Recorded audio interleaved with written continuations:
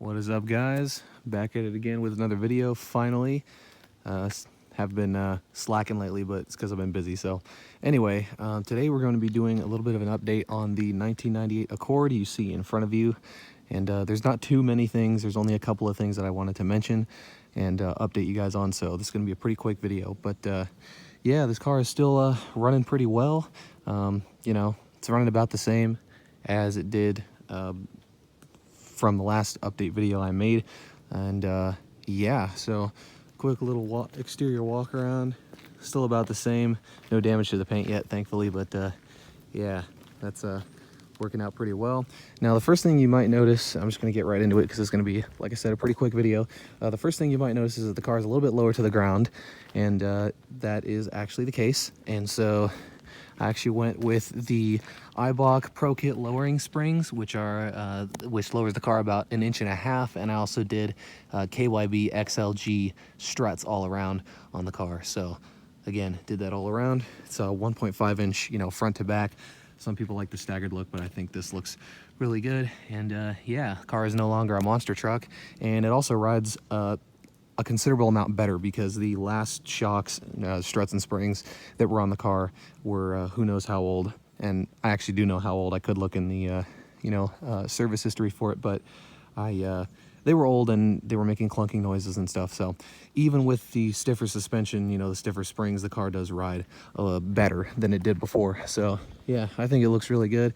I was almost gonna go 2 inches, but the roads around here are quite garbage, and so I didn't want to be, you know, I don't want to get stuck or scrape anywhere. So 1.5 inches is what I chose to go with, and it looks really good in my opinion. So of course it would look better with bigger wheels, which I don't have yet, but it is what it is. So yeah, that is the biggest change that I've made to the car. And yeah, again, it looks better, it rides better, and it handles better. So I think that was and it was also pretty cheap to do too. It was only cost me about $400 for the springs and struts. So, and I did it myself. And so yeah, that made it pretty cool. Still got the Spoiler King spoiler on the back. It is starting to lift up just a hair on the edges, and you know, that's something that I'm a little bit concerned about because I don't want it to be, you know, lifting up a lot. But as long as it doesn't get any worse than that, I'm not too concerned about it. And yeah, little rear view of the car, again, still looking pretty good. And yeah, so that is the biggest change.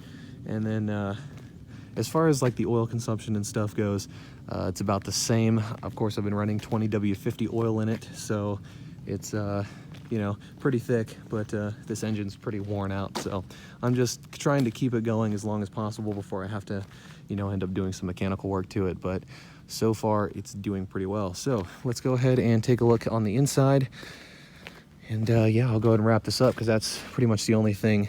The biggest thing that I wanted to update you guys on is that the car is now lowered. Of course, it's got the brand sponsoring right there. So yep, so inside it's still about the same. Nothing has really changed in here, so not really gonna spend a lot of time on that.